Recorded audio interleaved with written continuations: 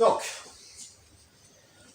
pour le couteau en attaque slash, c'est ce qu'on va voir à partir de la ceinture bleue. Et ici, on a celle qui passe partout, avec les deux avant-bras, ainsi que quelques variantes. Alors celle qui passe partout, je viens de vous la montrer. Ici, vous venez avec les deux avant-bras. Donc, regardez bien. Il tient un couteau ici dans sa main droite. Je vais reculer avec la jambe opposée sur le premier geste afin de revenir avec les deux avant-bras en revenant dessus. C'est-à-dire que je recule pour mieux avancer. Je mets mes mains ici à hauteur de ma poitrine. Pas plus haut, sinon je me fais couper les doigts. Ici, je viens là. Hop, j'ai enlevé ma gorge, j'ai fait un retrait du buste pour retirer la gorge. Je ramène tout ça devant. Et je vais récupérer avec le bras avant son avant-bras pour pouvoir frapper en même temps en piston. Une fois, deux fois si besoin. Ici, j'ai deux possibilités.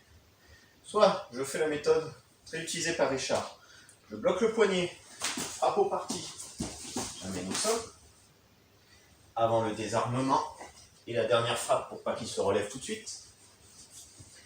Soit j'ai un peu moins envie de faire des cascades, je frappe directement au genou ou dans la cheville. Ça marche aussi très bien, ça lui déboîte un genou, une cheville, il ne va plus avoir d'appui. Et j'en profite ici pour passer tout de l'autre côté. Face à mon nombril, je vais ici simplement changer. La jambe avant passe en arrière et je vais tourner dessus, faire un petit taille sabaki pour l'amener au sol. Ce qui me permet de facilement récupérer le couteau. Donc ça c'est pour la première variante, celle que je préfère avec les deux avant-bras, parce que s'il est vraiment puissant, c'est ce qui passera le mieux. Maintenant il existe d'autres variantes. Très bien ici, je peux très bien utiliser l'avant-bras arrière et frapper du gauche en même temps. Je change de main pour le contrôle et je reviens sur ce que j'ai déjà vu. Les coups de poing piston. Je peux aussi utiliser l'avant-bras avant et l'abaisser pour frapper. Au lieu d'être avec mes deux avant-bras, j'ai que l'avant-bras avant qui réagit. Je peux aussi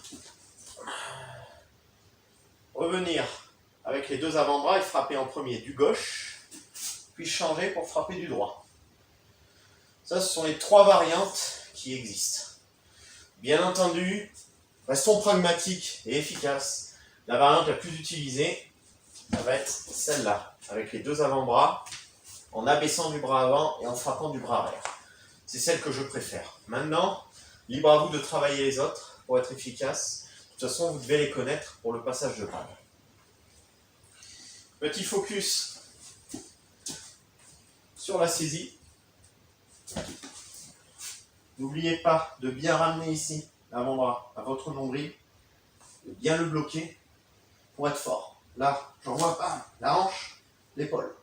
Je suis à distance courte, je suis bien en piston. Quand je viens ici, regardez, récupérer la main, je viens glisser mes doigts à l'intérieur, comme d'habitude, pour bien saisir son poignet et être prêt à lui arracher le couteau.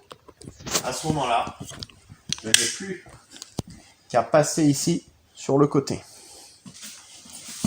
Je continue de forcer, j'écrase ses côtes avec le genou, je récupère le couteau, puisqu'elle aura ouvert les bras, et j'ai plus qu'à frapper du pied ou finir avec le poing. Toujours en faisant attention, bien entendu, de ne pas venir le planter, parce que sinon, je ne suis plus dans le cadre légal de la self-défense. Voilà. Et tout ce qu'il y a à retenir ici, sur le couteau en slash. Donc n'oubliez pas, ça se fait à une distance de 1 pas. Si vous êtes plus loin de votre agresseur, ce sera d'autres techniques qu'on va utiliser.